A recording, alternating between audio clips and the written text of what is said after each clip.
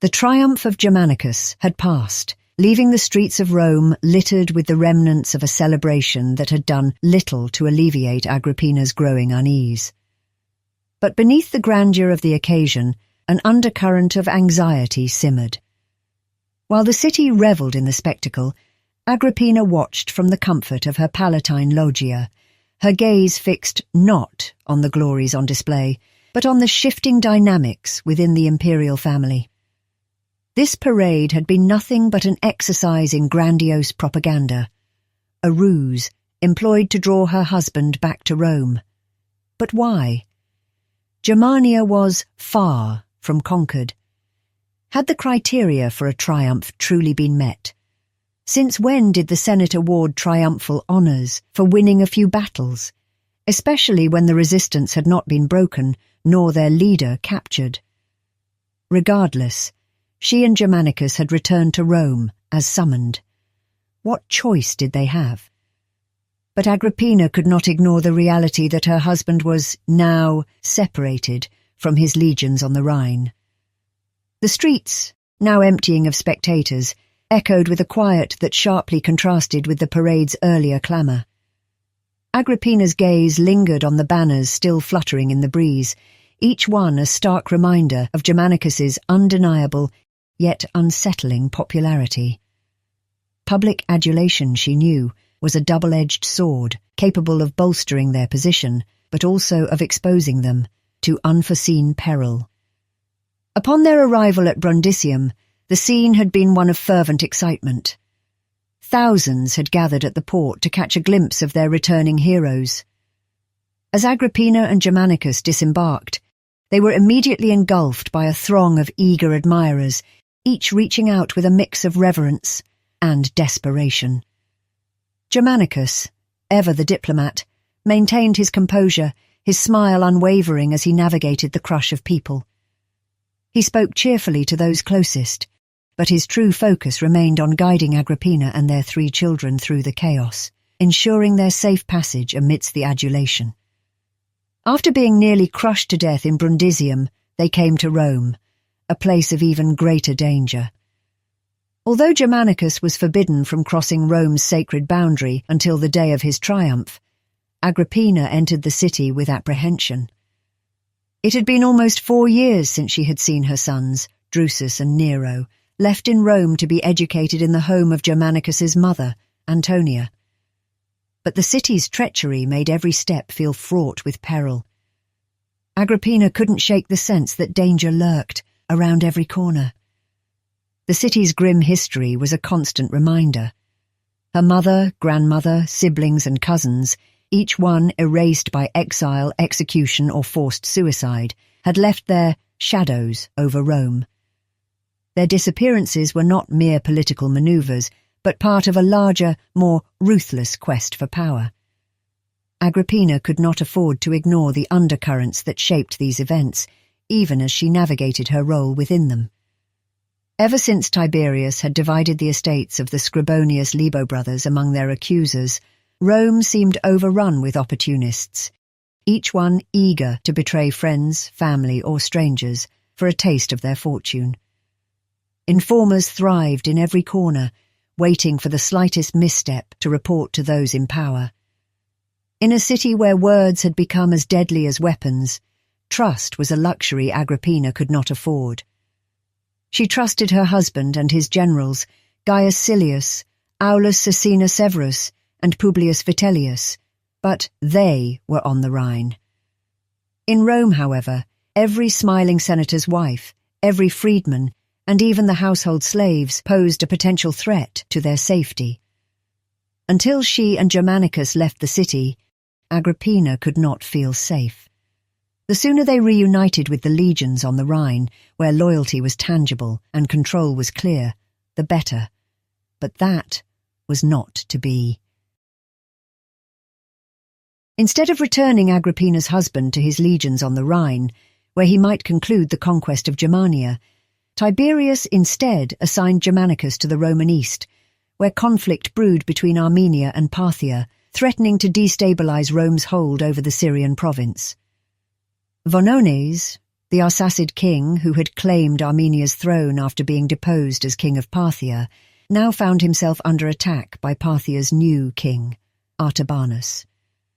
Unlike Vonones, who was seen as a Roman puppet, Artabanus hailed from another branch of the Arsacid family and had quickly won the loyalty of the Parthian people because he had not been raised in Rome. But Artabanus's ascent wasn't simply about reclaiming Armenia. It was about something far more ambitious. Once, both Armenia and Media Atropatene had been part of Parthia's expansive territory. King Artabanus envisioned not just an Armenia returned to Parthian control, but also the reclaiming of Media Atropatene, wedged strategically between the two. A restored Parthian empire, greater than ever, was his goal. But such ambitions were a direct threat to Rome, and to Tiberius. Additionally, Rome faced threats from another front. In Numidia, raids against Roman detachments had intensified under the leadership of a man named Tacfarinas. A Numidian Berber from the Musulami tribe, Tacfarinas had served in Rome's legions as a member of Numidia's highly skilled auxiliary cavalry. However, the Roman occupation of Musulami grazing lands, which threatened to hinder the survival of his people, drove him to defect. Utilizing his insider knowledge of Roman military tactics, Tacfarinas now led the Musulami and allied Berber tribes in a relentless guerrilla campaign against Roman forces, much like Arminius had done in Germania. To address the threats facing Rome, the Senate appointed Lucius Apronius as governor of proconsular Africa to counter Tacfarinus's insurgency, and Gnaeus Calpurnius Piso as governor of Syria to handle the Armenian situation. Both men were experienced military leaders, well equipped to manage their respective regions' crises. So why, exactly, was Agrippina's husband needed in the East? Was his presence truly essential for managing an appointment any local governor could handle, or was it merely an excuse to keep him from his Rhine legions? The answer, she learned, lay not in military necessity, but in the intricate web of political maneuvering. Tiberius had decided to outright remove Vonones from Armenia's throne and replace him with Artaxius, a pro-Roman member of the Arsacid family. But Tiberius, it seems, did not trust Gnaeus Calpurnius Piso. Piso had a reputation for using his governmental offices to enrich himself. He had just completed his governorship of Hispania, and accusations of bribery and corruption still lingered, whispered in hushed tones. Piso's wife, Plancina, was a very close friend of Tiberius's mother, the woman who had raised Vonones, Armenia's new king, when he lived in Rome as a child. Clearly, there was a conflict of interest. To ensure that Piso concluded his governorship of Syria with actions that benefited Rome as a whole, rather than his own pockets, who but Germanicus could be trusted? Only a direct heir to the imperial family could command the authority necessary to counter Piso's influence. Piso was not the type to subordinate himself to any other senator of equal rank, nor could anyone of lesser stature hope to check his ambitions. Germanicus, loved by the legions and related by blood to the imperial line, was the only man capable of keeping Piso in check. For all her apprehensions, Agrippina could not ignore the potential advantages that came with Germanicus's new appointment. If they succeeded in stabilizing the East, Germanicus would not only secure his reputation as a military leader, but also reinforce their standing within the imperial family. His authority would extend beyond the Rhine and Germania, encompassing Rome's eastern provinces, a vast realm stretching from the Mediterranean to the Euphrates. With such success, their influence in Rome would grow. More than just a military commander, Germanicus could position himself as a stabilizing force across the empire. This meant that Agrippina's children, sons of a victorious general and great-grandchildren of a god, would inherit not just titles and the loyalty of the legions, but also the admiration of the Roman people. Perhaps this assignment in the East, obviously beneficial to Tiberius's strategy of separating her husband from his legions, might also benefit Germanicus and Agrippina, serving as the key to securing the future of their coming principate. Near the end of the year, Agrippina, pregnant once again, left the city of Rome with her husband, Germanicus. Travelling with her was the whole of her family. Her children, Drusus, Nero, Caligula, Agrippina and Drusilla, as well as her mother-in-law Antonia, who had agreed to help care for the children in the final months of Agrippina's pregnancy. The family would share a brief holiday before she and her husband left for the Roman East. Their first stop was in Pannonia, where the family might visit with Castor and Livilla, and the children could play with their cousin, Julia Livia. However, for Agrippina, Castor and Livilla were more than mere distractions. How could she ignore the implications of such a union? Castor, the biological son of Tiberius and the heir displaced by Germanicus's adoption, and Livilla, Germanicus's sister, who had married Castor shortly after her first husband, Agrippina's brother Gaius, met his mysterious end. For Agrippina, Castor's ambitions posed a direct threat to her family's future. Although Castor and Livilla had no male heir, a situation advantageous to Agrippina, the birth of a son could quickly shift the balance. Such a change would elevate Castor as a rival to Germanicus, deepening Agrippina's unease. After visiting Castor and Livilla, the family continued on to Greece. As Agrippina prepared for the birth of her child on the island of Lesbos, Germanicus made a pilgrimage to Actium, the place his grandfather, Marcus Antonius, alongside Egypt's Queen Cleopatra, had been defeated by Agrippina's grandfather, Caesar Augustus, and her father, Marcus Agrippa. At Actium, Germanicus visited the triumphal wall adorned with the beaks of the defeated ships, a symbol of the victory of Caesar Augustus. This act of commemoration was not only a tribute to the past, but also a reaffirmation of the Julii's enduring legacy. He then returned to Lesbos in time to witness the birth of their daughter, Julia Livilla, the 8th great-grandchild of Caesar Augustus. As Agrippina recovered from childbirth, Antonia prepared to return to Rome with the children. While the newborn Julia Livilla and the toddler Julia Drusilla would remain with Agrippina, the other children were set to return home before Agrippina and Germanicus ventured further east. However, Agrippina was adamant that Caligula not be sent back. She was determined not to cede full control of her husband's legacy to the hands of Tiberius, whom she suspected would prefer to elevate the descendants of his own son Castor. Agrippina knew, from personal experience, just how swiftly a family line could be erased by the Claudians. The banquet had come to an end. The echoes of laughter and music faded into the warm night air of Petra as Agrippina surveyed the remnants of the feast. Her thoughts turned sharply to Piso and Plancina, whose ambitions had been laid bare and thwarted by hers and Germanicus's arrival. A sense of relief, mingled with annoyance, bubbled within her. Germanicus speculated that Piso, aligned with Armenia's king Vonones, sought to secure the king of the Nabateans' support against Parthia. With such an alliance, Piso might dream of conquering Parthia, claiming victories where Germanicus's own grandfather, Marcus Antonius, had suffered ignominious defeat in his ill-fated attempt to avenge the loss of Rome's legions at Carrhae and the scar left on Rome's pride. Piso and Plancina, having stormed out of the banquet, were undoubtedly on their way to Antioch, where Piso would assume his governorship and begin his manoeuvring. But as Agrippina reflected, Germanicus had other pressing matters. Rumours of a threat in Egypt had reached him, drawing his focus away. Egypt, the golden granary of Rome, now faced a dire threat. The once fertile fields lay parched under the oppressive sun, with a low inundation forecast to choke off the lifeblood of grain. The government granaries, however, stocked with grain destined for Rome, remained under lock and key, leaving the locals to face starvation. Insufficient crops had been produced for their survival. Germanicus was desperately needed in Egypt. And so, the tension between going to Syria and going to Egypt hung in the air for Agrippina.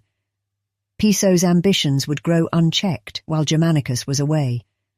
He would not wait. Syria would soon become his stage. But the decision was made. Germanicus would not let the people of Egypt starve. Piso would have to wait. Agrippina and Germanicus arrived at the port of Alexandria, the very port where Germanicus's grandfather, Marcus Antonius, had disembarked 60 years prior during his fabled visit to Egypt's Queen Cleopatra. Following in his grandfather's footsteps, Germanicus shed his official Roman attire, stepping onto the deck of their ship clad in a simple Greek tunic, conveying his respect for the Alexandrian culture and signalling an openness to the people and their traditions. The imperial family was welcomed at the port by Egypt's Roman prefect, Gaius Galerius. Tiberius had appointed Galerius to this position 3 years earlier, following the death of the previous prefect, Caius Strabo, the late father of Sejanus, head of Rome's Praetorian Guard and spymaster to Tiberius.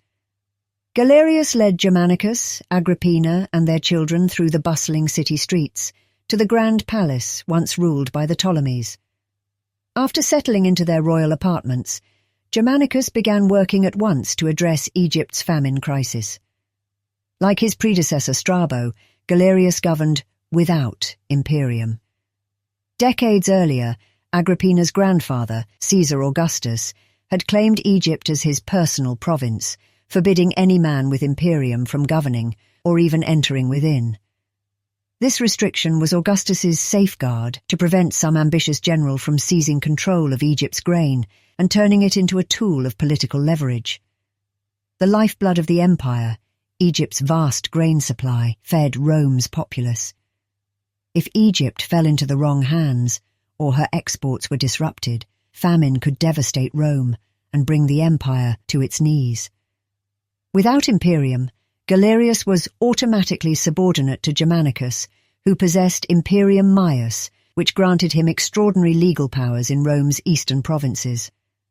Thus, when Germanicus commanded that the government granaries be unlocked and the grain distributed to the locals, Gaius Galerius had no choice but to comply. While Germanicus worked tirelessly with the legions stationed in Egypt to distribute grain to the hungry populace, ensuring the lifeline of sustenance flowed to the needy from Alexandria all the way to Elephantine, Agrippina spent her days within the opulent walls of the Ptolemaic palace. There, she found herself growing increasingly fond of Marcia, the wife of Gaius Galerius, whose long-standing friendship with Germanicus's mother Antonia lent a comforting familiarity amid the political tensions that constantly enveloped them. Their conversations, often filled with laughter and shared memories, were brightened by the presence of Marcia's young nephew, Lucius Annaeus Seneca. The 23-year-old Seneca had journeyed to Egypt with his aunt and uncle, seeking the dry, warm climate that Marcia believed would alleviate her nephew's persistent breathing troubles. But Seneca's youthful spirit and keen intellect captivated Agrippina, providing a welcome distraction from the weight of her circumstances. For Agrippina, Seneca was an unexpected delight. At first quiet and observant, he slowly revealed a depth of understanding that utterly enthralled her. His health problems made him introspective, often contemplating the importance of cultivating the mind at an early age, sparking thoughtful discussions on education and the responsibilities of the young elite. Always mindful of her children's future, Agrippina listened intently, intrigued by the insights and wisdom of a man so young, yet so articulate. In those moments, as they strolled through the sun-drenched gardens of the palace, the soft rustle of palm fronds mingled with their words and created a cocoon of intellectual exchange between the two of them. They spoke of philosophy and the Stoic ideals that should be instilled in the thoughts of Rome's youth.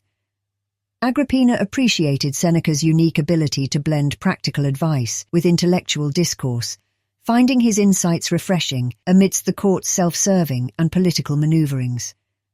Seneca's understanding of the ebb and flow of Rome's political tides possessed a distanced clarity that opened Agrippina's eyes to new perspectives.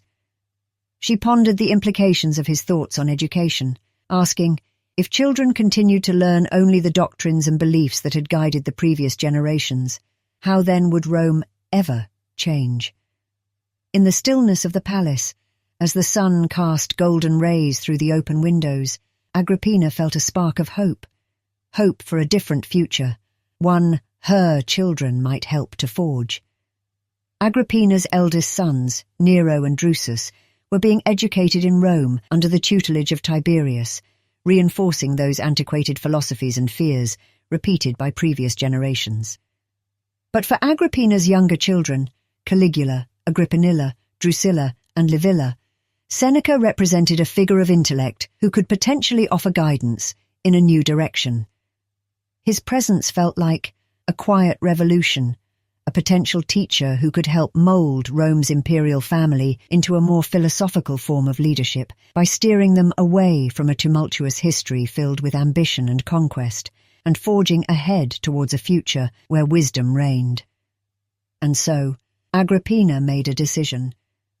When the time came to educate her younger children, she resolved that Lucius Annaeus Seneca would be the tutor she would seek. Agrippina's instincts were right. By going to Egypt, Germanicus had given Gnaeus Calpurnius Piso the time and the space to politically entrench himself in Syria. By the time she and Germanicus arrived in Antioch, Piso was firmly positioned, having swiftly maneuvered through the ranks and winning the favour of the legions, the 3rd Gallica, the 6th Ferrata, and the 12th Fulminata. By offering generous bonuses to the soldiers, and by dismissing any legates loyal to Germanicus, Piso established a loyalty that echoed through the ranks. The legions, now affectionately referring to themselves as Pisonians, rallied behind their new leader, hailing Piso as the father of the legions.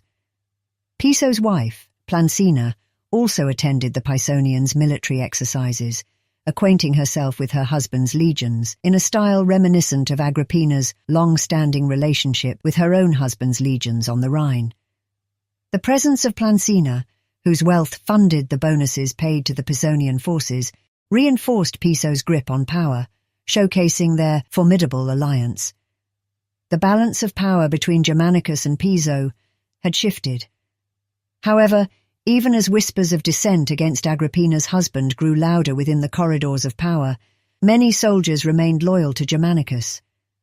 But for their loyalty, those legions were labelled derisively by Piso's supporters as Caesarians, a snide attempt to curry favour with their new general and his wealthy wife. Because the atmosphere in Antioch was thick with political uncertainty, Agrippina and Germanicus took up residence about 5 miles southwest of the city.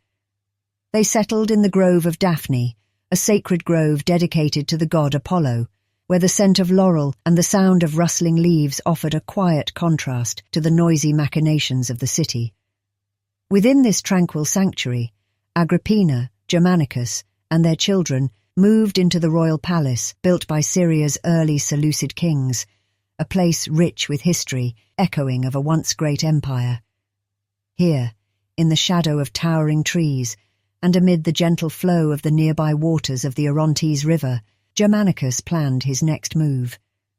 Piso could not wage a defensive war against Parthia if Parthia's king, Artabanus, accepted Tiberius's terms and withdrew his forces from Armenia's border. Now was the time for Rome to negotiate directly with Parthia. Agrippina sat by her husband's bedside, her heart heavy as she looked at Germanicus.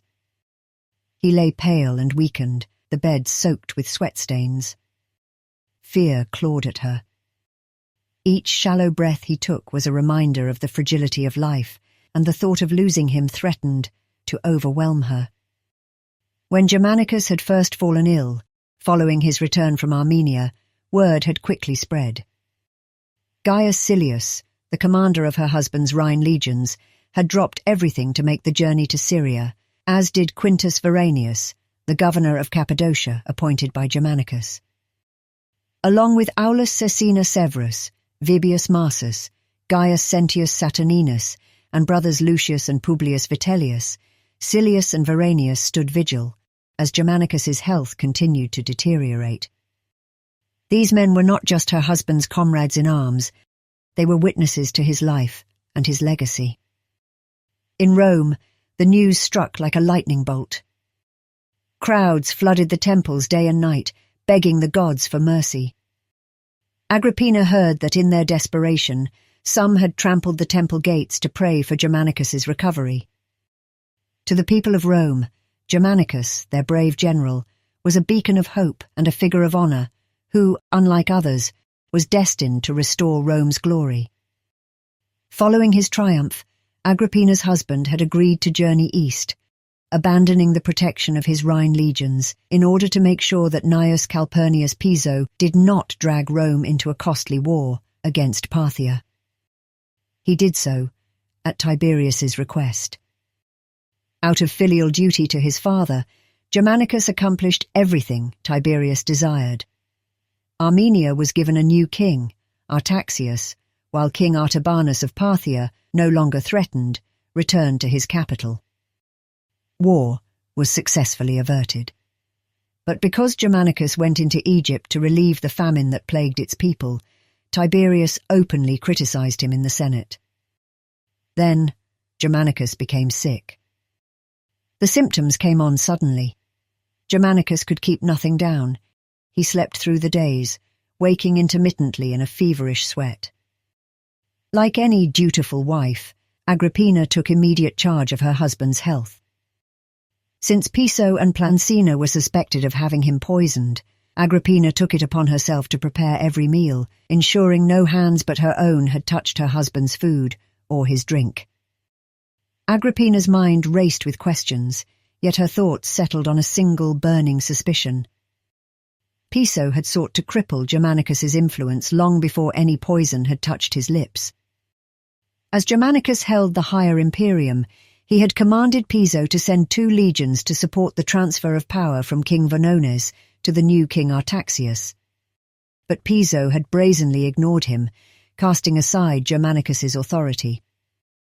Did the governor of Syria hope that, abandoned and unprotected, Germanicus would be cut down in the coming clash between Armenia and Parthia? And then what? Would Piso's ambition extend even to Tiberius himself? Perhaps in his delusions he already saw himself seated as emperor. For that possibility alone, Piso and Plancina could not remain in the province. With Germanicus slipping in and out of consciousness, Gnaeus Calpurnius Piso was the last man who should hold command of Syria's legions he'd brought to heel with bribery and lax discipline, eroding the very order Germanicus represented. And so, during one of his lucid moments, Germanicus gave the order. Piso and his wife, Plancina, were to be expelled from Rome's Syrian province, immediately. With their removal, and Agrippina's vigilant care, Germanicus finally seemed to rally, even showing flashes of his former strength. But his recovery, brief and uncertain, would not hold. The relapse came swiftly. One moment, Germanicus was up and about, pacing himself with light administrative work, the spark of his former vigour igniting hope in Agrippina's heart. Then, in an instant, he was back in bed, pale and drenched in sweat, that flicker of renewed vigour extinguished as quickly as it had appeared. The return of Germanicus's illness felt like a betrayal, a cruel twist mocking her tireless care. Agrippina sat by his side, her hands trembling as she searched his fading warmth. This was no ordinary sickness. Something unseen, something lurking in the shadows, was working its dark magic on her husband. There was a foulness in the air, a scent of decay mingled with the stale bitterness of medicinal herbs. Determined to uncover the truth, Agrippina ordered a search of the palace grounds. Hidden beneath the floors, the guards unearthed human remains in various stages of decay. Bones, untouched by flame, lay alongside ashes congealed with blood. Scattered among them were leaden curse tablets, each inscribed with the name Germanicus. Accompanying these findings were spells and incantations, crafted to forever bind his spirit to the dark realms of the underworld. Agrippina's worst fears were confirmed. Piso and Plancina had not only resorted to poison, but had also engaged in unholy sacrificial rites, entwining their malice with dark sorcery. Yet, despite Piso and Plancina's participation in the art of witchcraft, Germanicus remained resolute. Even as life slipped away, Agrippina's husband made final decisions to safeguard the security of Rome's Syrian province. Propped up on his pillow, the fevered sweat glistening on his damp hair, Germanicus gathered his staff around him. Holding a brief discussion with both Vibius Marsus and Gaius Sentius Saturninus, former consuls with the experience necessary to govern a province, it was decided that Sentius would serve as Syria's governor until Tiberius confirmed or appointed a replacement. Vibius Marsus, along with Lucius Vitellius, would escort Agrippina and Germanicus's ashes back to Rome.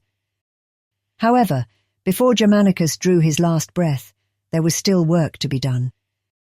He charged both Publius Vitellius and Quintus Veranius to investigate further, beyond the boundaries of the Daphne Palace. The two men ventured into Antioch, where they continued their search at the governor's mansion, uncovering equally gruesome signs of sorcery. Upon questioning the staff, Vitellius and Veranius learned that Piso's wife, Plancina, had recently made a new acquaintance. On more than one occasion, a Syrian woman, who was notorious for her poison-making, had visited the mansion. Her name was Martina. When Vitellius and Veranius dispatched soldiers to find the poisoner, a surge of vindication coursed through Agrippina. Martina was swiftly apprehended, her fear palpable as she remained under heavy guard. This woman held the key to unravelling the treachery against Agrippina's husband. When she returned to Rome, Martina would accompany Agrippina, not just as a prisoner, but as a crucial witness in the charges Agrippina planned to bring against Gnaeus Calpurnius Piso and Munatia Plancina. The death of Germanicus would not be swept under the rug, as had been done after Agrippina's brother, Posthumus Agrippa, was assassinated. This time, Agrippina would ensure that justice was served. Piso and Plancina would pay for their betrayal, and Agrippina would not rest until all of Rome demanded retribution. Once more, sitting dutifully at his bedside, and surrounded by her children and Germanicus's advisers, Agrippina prepared to say goodbye to her husband. With the pallor drained from his face, and his skin glistening with fever, Germanicus opened his mouth, speaking through parched lips. "Avenge me," his voice cracked, "and bear witness that I have always remained loyal to my father, Tiberius." One by one, Silius, Veranius, Marsus, Sentius, Severus, and the Vitellius brothers laid their hands on his, vowing to lose their own lives rather than fail to avenge his death. After their solemn oaths, they were dismissed, leaving only Agrippina and her children in the room.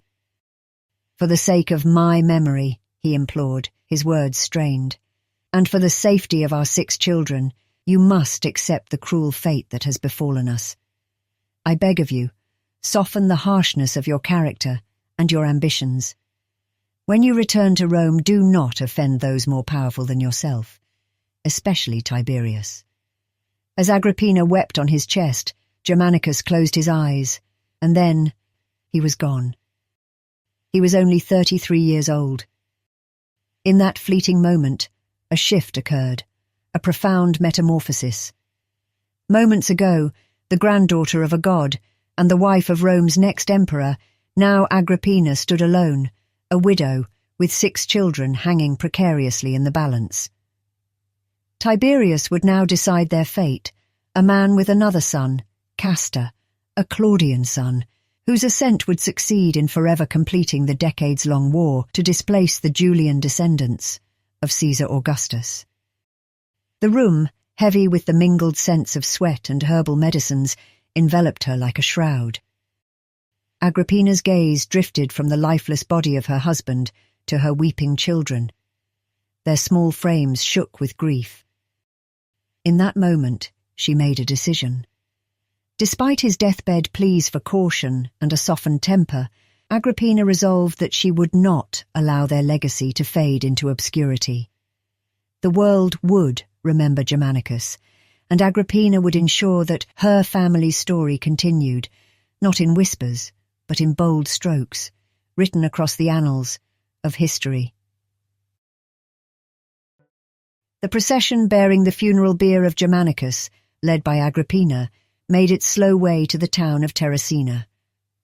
Surrounded by marshlands, Terracina lay only 2 days from Rome, marking the near end of Agrippina's pilgrimage. Very soon, she and her 4 youngest children would reunite with her 2 eldest, Nero and Drusus. Then, together as a family, they would lay their father's ashes to rest within the mausoleum of Augustus. The journey that began the moment her husband died in Syria was long and arduous. For Agrippina, the struggle started with the funeral arrangements. Roman law forbade the burning of a funeral pyre within the city limits, but what could Antioch's bureaucrats do when Agrippina, backed by Syria's new governor, Gaius Sentius Saturninus, and a host of military commanders loyal to her dying husband, ordered the pyre to be constructed in Antioch's forum? And so the people came, not just from Antioch, but from surrounding regions as well: the Nabateans, Judeans, Syrians, Sidonians, Tyrians, Cappadocians, and Cypriots, all to mourn the loss of Germanicus. So that before his body was consumed by flame, all in attendance could bear witness to the rashes, the markings, and the discolorations that proved her husband had been murdered, Agrippina displayed Germanicus's corpse, without clothing. She also made it known that before his death, Germanicus had named his murderers: former governor of Syria Gnaeus Calpurnius Piso and his wife, Munatia Plancina. Following the emotional funeral, Agrippina placed her husband's urn on a ship and, with her children, Caligula, Agrippinilla, Drusilla, and Livilla, set sail for Italy under the protection of Vibius Marsus and Publius Vitellius. As it was winter, the fast military vessel known as the Hemiolia hugged the coastline, avoiding the deeper, more treacherous waters of the Mediterranean. Somewhere along the banks of Lycia, the city where her brother, Gaius Caesar, had lost his life, a small fleet of ships approached Agrippina's Hemiolia from the direction of the Greek islands, and flying Roman banners. As the ships passed, Agrippina was stunned and outraged to see Piso and Plancina standing on the deck of a passing trireme. Of course, Piso was heading to Syria to reclaim his governorship. But Sentius Saturninus had anticipated just such a move. Even before Agrippina left Syria, Saturninus had replaced many centurions from the Gallica, Ferrata, and Fulminata legions with men loyal to himself and to Germanicus. Wherever Piso made his first move, word would quickly reach him. Vibius Marsus, standing beside Agrippina on the deck of the Hemiolia, shouted across the water, "Gnaeus Calpurnius Piso, you are going the wrong way." He then pointed toward Italy. "You must return to Rome and stand trial for the poisoning of Germanicus." From across the water between the passing vessels, Piso replied, "I will be there, just as soon as the praetor who tries poisoning cases fixes a date." After this brief exchange, the ships drifted too far apart to continue, leaving Agrippina and Marsus to ponder Piso's meaning. His words hinted at a determination to defend himself, but only once the formal legal process began, subtly positioning himself and Plancina as lawful Roman citizens awaiting due process, rather than fugitives fleeing trial. Yet, if Piso succeeded in retaking Syria, he could then return to Rome, with 3 legions at his back. Agrippina could only hope Sentius Saturninus knew what he was doing. Following approximately 3 weeks on the Hemiolia, Agrippina and her party finally approached Italy. In order to garner as much support from the people as possible, she had chosen to moor at the port of Brundisium, the farthest port from Rome, over that of the closer port of Ostia, along the Tiber River. Yet as they closed in, the Hemiolia veered right and moored instead at the island of Corfu. Agrippina and her party disembarked and stayed in the villa of Corfu's most prominent citizen. As she recovered from her sea voyage and prepared for her momentous landing in Italy, word was sent to Brundisium announcing the imminent arrival of the widow Agrippina, bearing the ashes of her illustrious husband. After resting for 2 or 3 days on Corfu and preparing for what lay ahead, Agrippina and her party departed the island, making the short crossing to Brundisium. Standing on the deck of her Hemiolia as it entered the port, Agrippina beheld the results of her delay.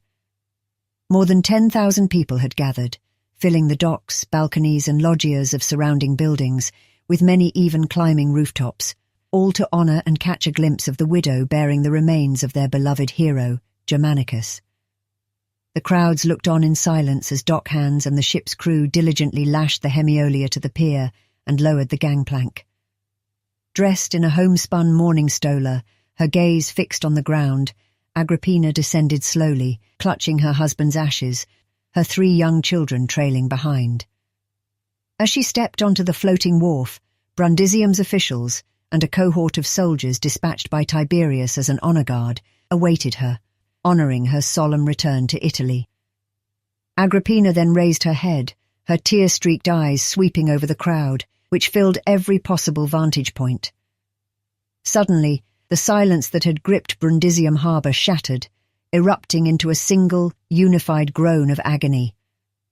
It was as if the people, refusing to believe the news until they saw the urn for themselves, released a collective cry of disbelief and sorrow, a sound that echoed Agrippina's own heartbreak, always on the verge of overwhelming her. Moved by the piercing, glorious song of lamentation in the air, Agrippina surrendered to its pity and despair. Her tears flowing freely, she dropped to her knees, placing Germanicus's urn on the wharf. Wild with grief, she tore the veil from her head, letting loose a mass of unkempt hair that whipped in the wind. As the crowd's groans swelled, she yielded to it, yearning to release the exquisite torment that had burned within her since the moment Germanicus took his last breath. Gripping the neck of her mourning stola, Agrippina tore it down the middle, her anguished cry rising above all else, seeming to drown out the world itself. Following the spectacle of her arrival in Brundisium, Agrippina and her children took up residence in the local governor's villa while preparations were made for her procession across Italy. Martina, the Syrian poisoner whose testimony would be crucial in Agrippina's charges against Piso and Plancina, was discreetly removed from the Hemiolia and imprisoned in a secret location within Brundisium, heavily guarded.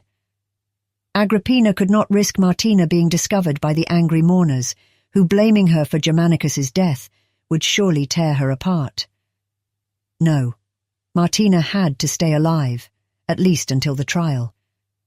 As Agrippina, escorted by Tiberius's honour guard, began her slow journey across Italy, half of the Brundisium crowd joined the procession. The growing funeral march made its way slowly up the Via Appia, attracting people who travelled from as far as 10 miles, just so they could stand along the roadside and pay their respects. For nearly 2 months, Agrippina's procession edged closer to Rome, gathering mourners at every stop. In each town, local magistrates greeted her with deepest sympathies, inviting her and her family to attend honorary funeral services and sacrifices held in their forums. At Terracina, however, things were different. The magistrates greeted Agrippina, and sacrifices were held in honour of Germanicus, but the funeral services were also attended by a large delegation of officials who had made the 2-day journey from Rome to serve as her formal escort on the last leg of her pilgrimage. As Agrippina surveyed those present, dressed in their most official togas, she began to recognise some familiar faces. Leading the delegation was Claudius, Germanicus's younger brother, alongside Tiberius's son Castor. And with them, surrounded by a group of senators, were Agrippina's eldest sons, Nero and Drusus Caesar. Dropping her composure, Agrippina rushed forward, throwing herself into the arms of the 2 children she had seen only once or twice in the last 5 years. Now surrounded by all 6 of her children, and members of her late husband's family, she looked around, dazed and bewildered. The crowd of important men representing Rome's formal delegation seemed incomplete. Not only was Germanicus's mother Antonia absent, but so was his grandmother, the Augusta. But most important of all, where was Tiberius?